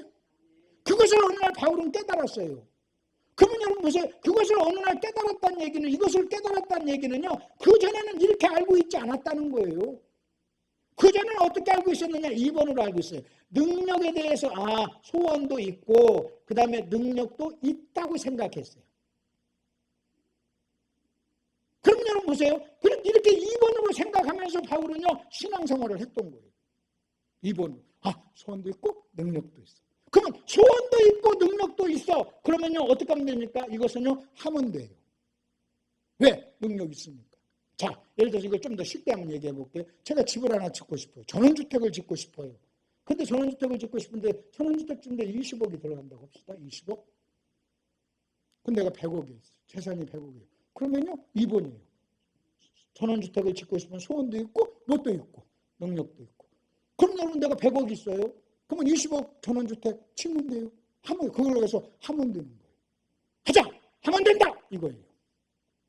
이게 적극적 능동적 사고예요. 적극적 사고예요. 하면 된다. 왜? 나 뭐가 있어? 돈이 있어. 그럼 다른 말로 뭐가 있어? 능력이 있어. 그러니까 누구한테 도와달라고 할 필요 있어요? 없어요? 빨리빨리 대답하세요. 없어요. 왜? 하면 됩니다. 있는데 돈이 있는데. 이게 여러분 2번이에요. 근데 이번에는 반대로 한번 봅시다. 내가 20억짜리 전원주택을 지어야 되는데 여러분 내 총 재산 모든 재산을 다 털털털 정리해도 5억밖에 안 돼. 그러면 무엇은 있는데? 소원은 있는데 뭐가 없어요? 능력이 없어요. 이건 하면 되는 게 아니에요. 아무리 해도 안 되는 거예요. 왜? 뭐가 없으니까. 능력이 없으니까. 그게 1번이에요. 그러면 여기에 대한 해결책이 뭔지 아십니까? 내가 20억 전원주택을 짓고 싶은 소원이 있는데 5억밖에 없어. 내 능력으로는 안 돼. 나는요 전원주택을 짓는 일에 나는 죽은 거예요. 능력이 없으니까. 그 다음에는 뭔지 아십니까? 누군가의 도움을 받아야 돼. 돈 많은 사람한테 가서 도와주세요. 이게 기독교예요. 기독교란 뭔지 아세요? 여러분 내가 20억짜리 짓고 싶은 소원은 있지만 뭐가 없으니까, 능력이 없으니까, 능력 많으신 누구한테 가서, 하나님께 가서, 성령님께 가서 성령님 도와주세요 하고 납작 엎드려가 도움을 청하는 것이 기독교예요. 그래서 여러분 이것을 깨닫고 2번으로, 여러분 바울이 2번으로 살 때는요 그냥 바리새인이 됐어요. 하면 할 수 있다. 그래서 여러분 보세요. 가장 사특한 이단이요, 하자, 하면 된다, 해보자, 이거예요. 누구 능력으로? 자기 능력으로. 근데 성경은요 내게 능력 주시는 자 안에서 한다고 그랬어요. 여러분 성령님 없는, 하나님 없는 자기 능력으로 해보자. 여러분 이것은요 이단이에요. 기독교가 아니에요. 종교인이에요. 바리새인을 만드는 거예요. 근데 문제는 우리는요, 나는요 능력이 나에게 없어, 하나님 도와주세요 하고, 그래서 여러분 기독교는요 본질적으로 우리를 겸손하게 만들어요.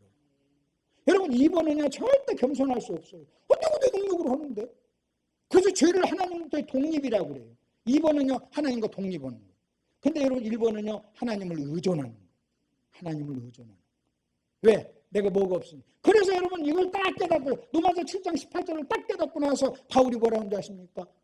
절망을 해요. 오라 나는 공고한 자. 누가 나를 이 사망의 음침한 꼴 나를 좀 구해주세요 하고 로마서 7장에서 소리치고 8장으로 넘어가면서 성령이 등장합니다. 나 좀 도와주세요. 그 소리에 정답이 성령이에요. 그래서 복음은요 성령으로 마무리가 되는 거예요. 성령의 사람들.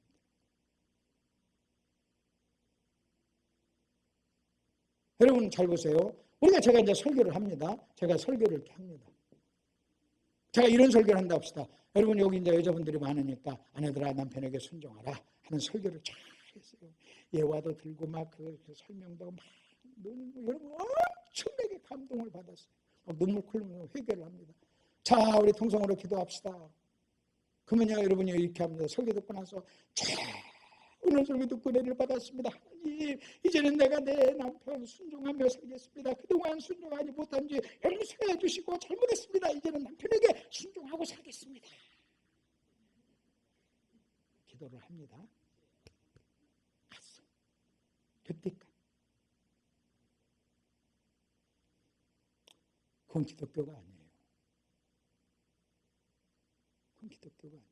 여러분 제가 설교를 해가지고 여러분의 마음속에 남편에게 순종하고자 하는 소원을 일어나게 했어요. 그 소원이 일어났을 때 여러분 소원이 일어나면 그걸 막 은혜 받았다고 그래요. 막 소원이 나서 이제는 내가 남편에게 순종하고 살 거야. 할렐루야. 그동안 내가 잘못했어. 그러고만 내가 갑니다. 가가지고요 남편이 한마디만 하니까 팍 돌이받는 거예요. 그 다음에 또 와서 또 막 회개하고 또 그걸 반복하는 거예요. 여러분 잘 들으세요. 그건 기독교가 아니에요. 제가 이렇게 여러분 남편에게 어떻게 순종해야 되면 쫙 설명을 했어요. 그래서 여러분의 마음속에 소원이 일어났어요. 그리고 자기가 그동안 순종하지 못한 걸 죄라는 생각에서 막 인식이 일어났어요. 막 회개가 일어났어요. 그래서 막 여러분 결단하세요. 그 막 결단해요. 근데 여러분요 이런 소원이 일어나고 바로 결단으로 들어가면 자기 힘으로 하게 되는 거예요. 그래서 막 결단할 때 제가 말려야 돼요. 잠깐. 그런 짓거리 한두 번 한 적 아니잖아요. 남편에게 순종할 수 있는 능력이 있어요? 있었으면 벌써 순종했지. 없었으니까 지금까지 못했지. 자기 힘으로 하지 마세요. 그래서 이렇게 해야 돼요. 성령으로 인도해야 돼요. 그래서 여러분이 이렇게 인정해야 돼요. 성령님, 오늘 말씀을 들었어요. 내가 남편에게 순종하지 못한 것 죄인 걸 알았고 내 마음속에 남편에게 순종하고자 하는 소원이 생겼어요. 근데 저 지난번 부흥회 때도 그랬다가 또 들이받았잖아요. 어제도 받았고 그랬는데 내가 그걸 통해서 소원은 있지만 남편에게 순종할 수 있는 능력이 없는 걸 내가 알게 됐어요. 저 좀 도와주세요. 성령님 도와주세요. 내가 주님의 능력으로 성령의 능력으로 남편에게 순종하겠습니다. 제가 남편에게 만났을 때 성령님 저를 도와주세요. 그렇게 기도해야 기독교예요. 근데 그걸 빼버리는 거예요. 듣고 결단하고 회개하고 가서 시도하고 듣고 결단하고 시도하고 그리고 반복해서 실패하고 또 와서 또 하고 나중에는요 몇 번 해서 뭐 100번 200번 실패하다 보면요 이제 냉해가지고요 이제 이거 해도 안 된다는 걸 뻔히 알아요. 그러니까 의례적으로 그렇게 하는 거예요. 여러분 다시 한번 잘 들어보세요. 설교를 들으면요 여러분의 마음속에 어떤 소원이 생겨요. 그때 여러분은요 그 소원을 가지고 부들부들 떨어야 돼요. 하나님 오늘 또 말씀을 듣고 이런 소원이 생겼는데 평생 이 소원 내 능력 없다는 걸 확인했어요. 주님 도와주셔야 돼요. 저는 아내 하나 남편 하나 사랑할 수 있는 능력이 저에게는 없어요. 저 좀 도와주세요. 그렇게 고백을 하고 성령을 의지하고 여러분 그렇게 해야 성령이 도와주시는 거예요. 성령은요 여러분이 도와달라고 해야 도와줘요. 그 의지한다고 그래요. 근데 우리는요 요 과정이 없는 거예요. 그러니까 여러분 막 할 수 있다 해보자 쇼 그런 거예요. 그 다음날 또 피면 뭐 실패해가지고 들이받고 또 쓰고서 듣고 또 회개하고 반복하는 거예요. 반복하고. 왜? 소원은 있는데 능력이 여전히 입원해서 하니까 입원해서 이해가 되세요? 그게 지금 로마서 7장이에요. 아멘. 그럼 우리 아까 공부했죠? 문맥적으로 봐야 된다고. 근데 로마서 8장에서 뭐가 나와요? 육신의 생각이 나와요. 그리고 로마서 8장 1절을 보세요. 로마서 8장 1절 얼른 보세요. 자, 그 결론으로 들어가 보세요. 로마서 8장 1절. 그러므로 그 말이 나와요. 이 일이 바울이 2번에서 1번으로 가고 충격을 받아서 하나님 저 좀 도와주세요. 간절하게 로마서 7장에서 소리치고 여러분 하고 난 다음에 여러분 8장 시작하면서 그러므로 여러분 그러므로는 뭔지 아십니까? 일단 접속사예요. 그러면 8장 1절 시작이 그러므로라면 7장 끝과 8장 시작이 그러므로예요. 그래서 그러므로는요 7장과 8장을 연결해주는 접속사예요. 아멘? 다시 여러분 7장과 8장을 연결해주는 뭐라고요? 접속사. 그 다음에 이 그러므로의 의미가 뭔지 아십니까? 여러분 앞에 것이 뒤에 거의 이유와 근거가 되는 게 그러므로예요. 앞에 것이 뒤에 것의 근거, 이유가 되는 거예요. 다시요. 앞에 것이 뒤에 것에 뭐가 된다고요? 근거, 이유가 될 때 이 그러므로라는 접속사를 쓰는 거예요. 그렇다면 앞에 것이 뭐예요? 로마서 7장. 뒤에 것이 뭐예요? 로마서 8장. 그 로마서 7장과 8장을 연결해주는 그러므로라고 하는 이 접속사는 뭘 의미하느냐? 로마서 8장은 로마서 7장과 뭐가 돼 있다? 연결돼 있다. 그렇다면 로마서 8장을 해석을 할 때는 반드시 뭐에 근거해서 해석해야 된다? 7장의 근거해서 해석을 해야 된다는 거예요. 그러면 여러분 육신의 생각이 지금 몇 장에서 나와요? 7장에서. 그러면 여러분 바울이 지금 로마서 8장에서 말하는 육신의 생각이 뭔가? 여러분 이걸 알려면 이 근거를 어디서 찾아야 돼요? 로마서 7장에서 찾아야 돼요. 그럼 여러분 로마서 7장에서 근거해가지고 여러분 로마서 8장에서 말하는 육신의 생각을 찾으려면 그게 뭔지 아십니까? 뭐가 육신의 생각인 줄 아십니까? 이거예요.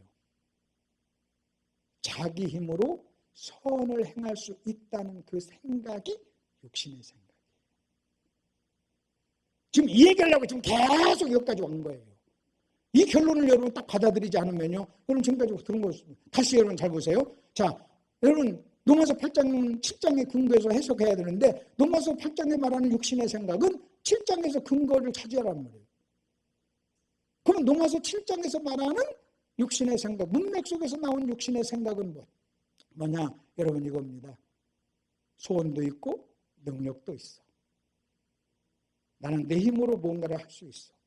요게 육신의 생각이에요. 근데 우리는 육신의 생각에 대한 선입견으로 자꾸 윤리적으로 나쁜 어떤 것만을 생각하다 보니까 그것을 육신의 생각이라고 생각을 않는 거예요. 여러분 내가 소원도 있어 능력도 있어 해보자 한다 내 능력으로 딱 시도하는 것 여러분 이것은요 육신적인 사람을 만들 뿐이에요. 여러분 그것은요 윤리적인 사람은 만들어도 영적인 사람은 못 만들어요. 아멘 좀 해보세요. 여러분 잘 들으세요. 여러분 나는 할 수 있다. 여러분 이 생각을 가지고는 여러분 술 담배는 끊게 할 수 있어요. 그러나 성령의 사람은 못 만들어요. 여러분 술 담배 끊는 게 성령의 사람이 아니에요. 성령의 지배를 받는 게 성령의 사람. 그러니까 우리가요 술 안 먹고 담배 안 피고도 육신적인 사람이 있을 수 있다는 거예요.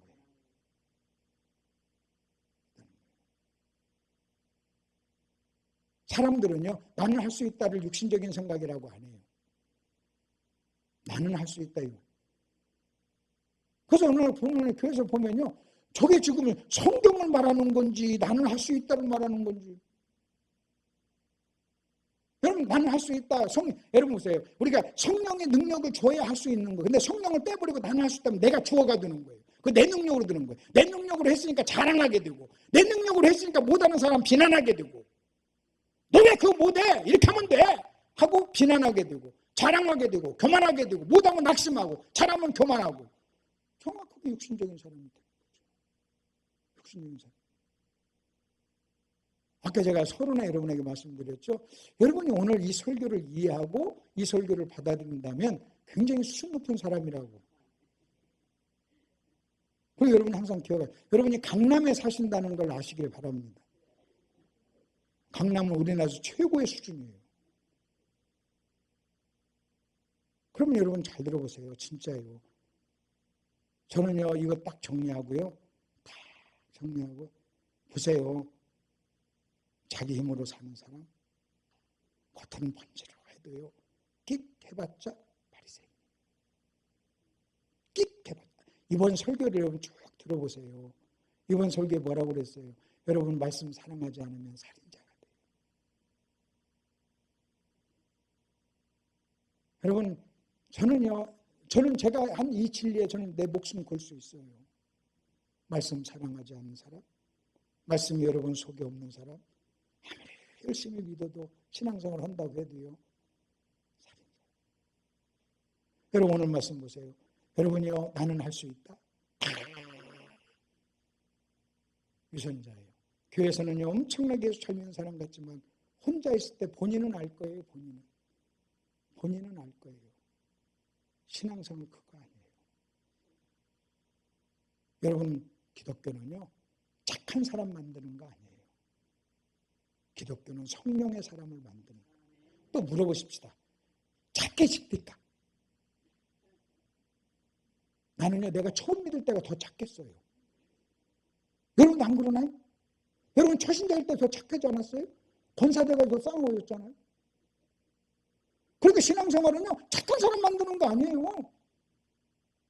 성령의 사람을 만들면 착해지는 거예요.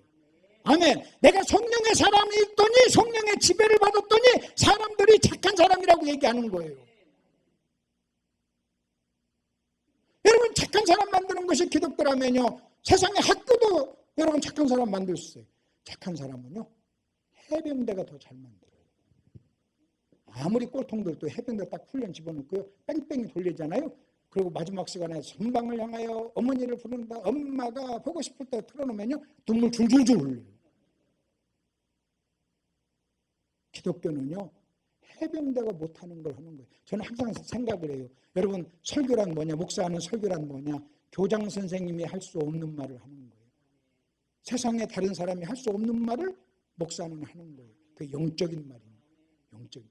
여러분 나는 할 수 있다, 한번 해보자, 하자, 이런 얘기는요, 여러분 저 세일즈맨 선생님들도 다 하는 얘기예요. 그래가지고 여러분 그리스도인 됩니까? 목사가 그런 얘기하는 겁니까? 그런 거 아니에요. 여러분 우리는요, 성령의 사람이 돼요. 성령의 사람. 육신의 생각이 뭐냐? 그래서 이 육신이요, 이게 내가 좀 표현이 좀 그럽니다. 여러분 표현 가지고 시비 걸지 마세요. 여러분 나는 할 수 있다, 이 육신을요, 저는 나는 할 수 있다 이 육신하고 막 욕 나오고 막 그냥 간음하고 막 그냥 더러운 짓 하는 육신하고, 제가요 그런 것을 더러운 육신이라고 한다면 나는 할 수 있다 이런 걸 저는 고상한 육신이라고.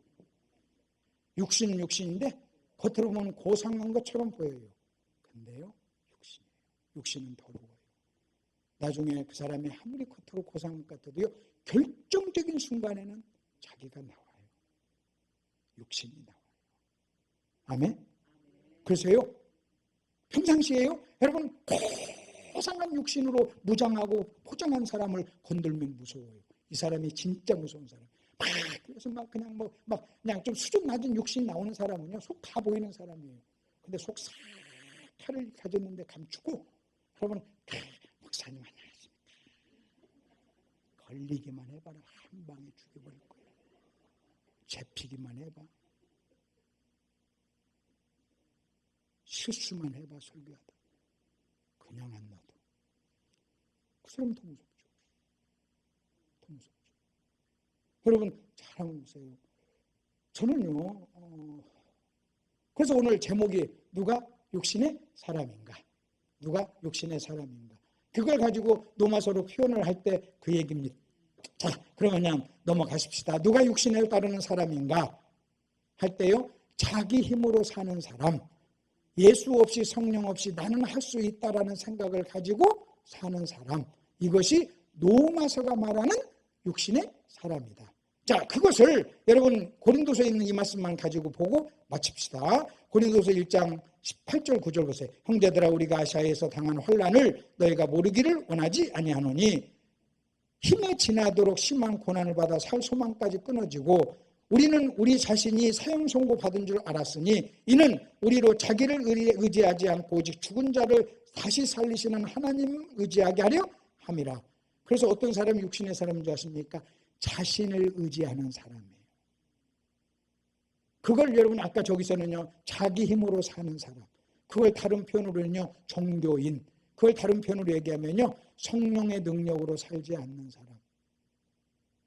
그래서 바울은 뭐라고 하는 줄 아십니까? 바울은요 자기가 아시아에서 그런 고난을 당했는데 왜 그런 고난을 당한 줄 아십니까? 나에게 능력이 없음을 깨닫게 하기 위해서. 자, 그러면 이제 요 얘기하고. 자, 아까 로마서 7장 18절 소원은 있지만 능력이 없다. 여러분 이것은요 어느 날 여러분 사도 바울의 깨달음이었어요. 깨달음. 내가 어느 날 이것을 알게, 나는 할 수 있다, 나는 소원이 있고 능력이 있다 이렇게 생각하고 신앙생활 하다가 어느 날 그가 뭘 깨닫게 된 줄 아십니까?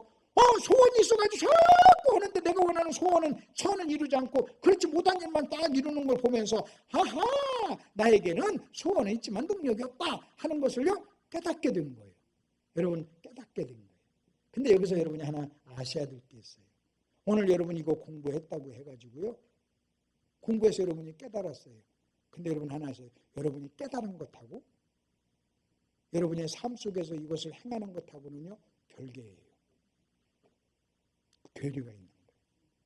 사람들이 착각하는 게 그거예요. 깨달았으니까 그렇게 살 것이다. 아니에요. 다시 바울은 로마 7장에서 깨달았어요. 어느 날 깨달았어요. 자기가 잘못 알고 있는. 그래서 이 바울의 인생에요 충격을 받은 깨달음 중에 제가 볼 때요 나는 네가 핍박하는 예수다 이 말 듣고 깨달은 것하고 여러분 여기서 이 깨달은 것은요 엄청난 충격, 인생의 계기가 됐던 거예요. 근데 여러분 이것을 깨달았지만요 이 깨달은 지식을 자기 것으로 삼고 자기 것이 되기 위해서는요 아시아에서 저런 고난이 필요했던 거예요. 여러분 오늘 깨달았어요. 오늘 깨달은 것을요 여러분 삶 속에서 적용을 해야 돼요. 아멘. 가서 삶에서 연습을 해야 돼요. 그래야 여러분 내 것이 되는 거예요. 그래서 이렇게 연습을 하세요. 오늘 남편한테 가서 자꾸 여러분 남편한테 순종을 해보세요. 성령님 도와주세요 하면서 내가 성령의 능력으로 남편에게 순종하겠나이다. 그러면 순종을 해요. 그러다가 또 갑자기 들이받아요. 그러면 아이고야. 그래서 그러면서 그걸 훈련을 하는 거예요. 연습을 하는 그 실력이 쌓이는 거예요. 연습이 돼요. 연습. 그 바울은 뭔지 아십니까? 나 아시아에서 고난을 당했어. 자기 의지하지 않고 하나님만 의지하게 하도록 하나님이 주신 거야. 여러분 이 말은 뭔지 아십니까? 나 로마서 7장 18절을 연습했어. 어디에서? 아시아에서. 내가 이거 지식적으로 알았지만 내 삶 속에서 내 것이 되기 위해서는 삶의 현장에서 내가 만났어. 그리고 연습했어. 그걸 고난이라고 그래요. 연습했어. 그래서 바울은요 그걸 지식적으로 알았을 뿐만 아니라 자기 삶 속에서 절절하게 그것을 경험을 했어요.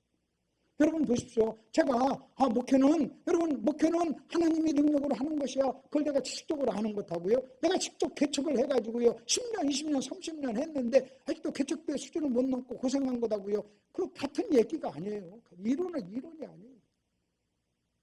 그래서 저와 여러분의 삶에 다가오는 모든 고난은요. 저와 여러분이 알고 있는 지식을 내 것으로 만드는 과정이에요. 그래서 여러분은요 그런 과정을 하나씩 통과하면서 내 걸로 만들어야 될 줄 믿습니다. 누가 육신적인 사람이냐? 굉장히 여러분 충격을 주는 얘기예요. 자기 힘으로 선을 행할 수 있다고 생각하는 사람. 이것을 여러분 그 로마서 4장의 표현으로 얘기하면요. 자기 능력에 대해서 죽지 않은 사람. 자기 능력에 대해서 죽지 않은 사람. 이 사람이 육신의 사람이다. 이해가 되셨죠? 하나님께 영광 돌리는 박수 한번 하시고요. 자, 이제 오늘 이 말씀을 붙잡고요. 여러분 기도하셔야 됩니다. 그냥 대뜸 나 하겠습니다. 여러분 그런 기도 오늘 은혜 받았으니까 하자. 여러분 그런 기도 하지 말고요. 여러분 이렇게 기도하세요. 하나님 수없이 실패했어요. 성령님 도와주세요. 성령의 능력으로 남편에게 순종하고 아내도 사랑하게 해주세요. 목사님 사랑하고 존경하는데 성령의 능력이 필요해요. 저는 없어요. 주님 도와주세요. 이 기도를 먼저 하시고 여러분 결단하는 기도를 좀 하시길 바랍니다. 우리 주여 한번 하고 기도하고 우리가 저녁에 또 뵙겠습니다.